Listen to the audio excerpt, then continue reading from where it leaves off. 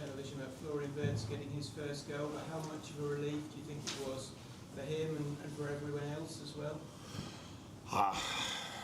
I think I'm quite sure about it. It was a relief for him. This I could see after his reaction, after he scored the goal. And the same I saw with his teammates. I think they were really happy for him scoring that first goal, because in football, rightly so, maybe we mainly get judged on results, and individuals mainly get judged on goals and assists. And we sometimes tend to forget what else is there to do during a game. And I think he's had multiple good games for us. But I also feel that he gets better and better every single game he's playing for us. Gets fitter and fitter, and was getting closer and closer to his first goal. And then it's not a surprise to me that he scored one today. But he would probably be the first one to understand that one goal is not enough. So hopefully he will, and not hopefully, he will score much more goals for us than only this one. But I also liked his performance during large parts of the game today. I think he was special in a lot of moments.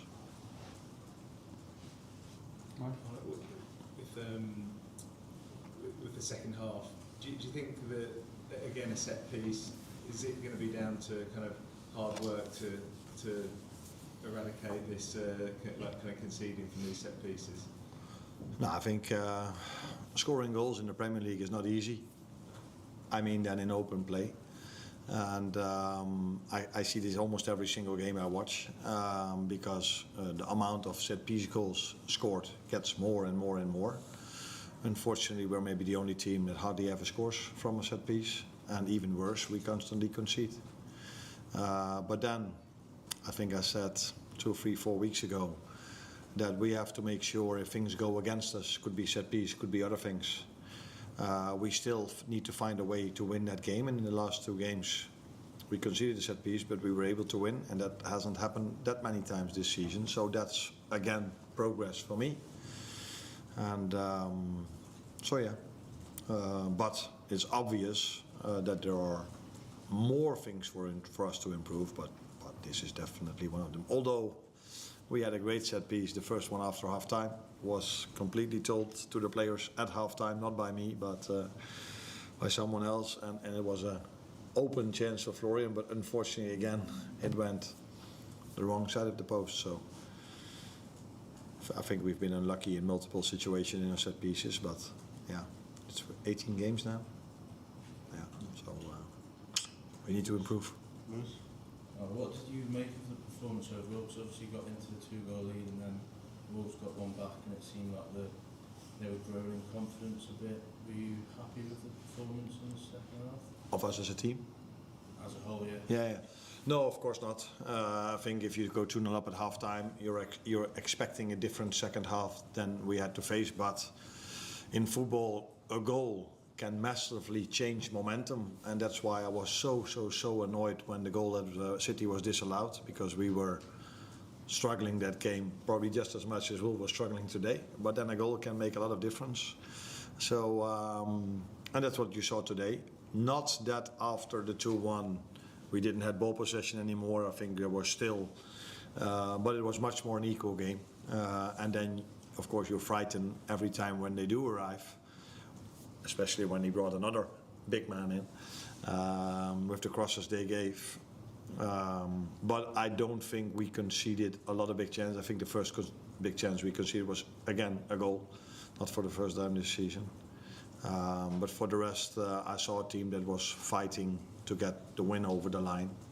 Not with the best possible football, but there was a proper fight. And a bit better than last week, wasn't it, the last 10 minutes? That wasn't too difficult, by the way.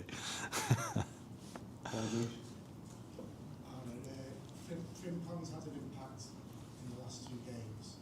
Probably a bit of a different player than maybe having he's got somebody who gets to the byline and creates chances from there. I guess he's another of these players who's been a disrupted first few months, but he's another one that you see signs of becoming more influential. Yeah, no, I think a lot have been said by so many people, probably you guys included and me included as well, about the amount of money we've spent last summer.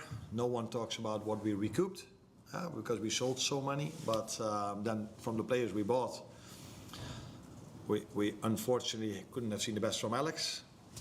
Giovanni Leone has been injured after his first game, and Jeremy Frimpong has hardly been available as well. So it's then nice that we've spent so much and nobody talking about what we've sold. But we were not always able to use the players we've brought in. And Jeremy is a great example now. If he's fit, he can definitely help us, because last week he had the assist against Tottenham, and today he had a great assist against Wolves today.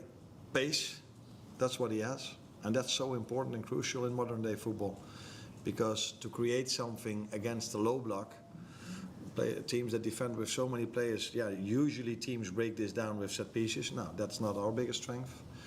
And then to have him available with his pace, because the goal we scored, the first one, was pure individual ability. Quick bam bam, and the cutback cross, okay, we were positioned in the right position.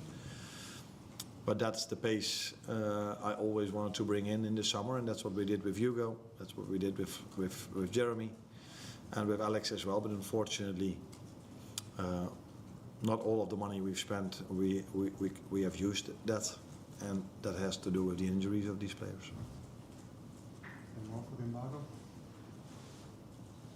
So can I just ask you about a more general question about the atmosphere today and how it all played out? I know you've spoken briefly about it to Sky, but it was a very poignant and difficult afternoon at times with the emotion around the Euro. Yeah, difficult, but in a way also special and nice. I think again the football world showed how to behave in moments like this. So our fans have been incredible since the tragedy has happened till today. Every single moment they've did what you would hope they do in memory of him. But today, again, the away fans showed that it's not only about our fans, it's also about fans of other teams. So 18th minute, they started singing for Diogo, the Wolves fans, and our fans were clapping. And in the 20th minute, it was the opposite way around. So you guys know, and I know this for 1.5 years now, how special English fans are. And I think today we've showed to the outside world, to the whole world, that that it's not only the players who make this league special, but it's definitely also the fans. We want to preview for Leeds.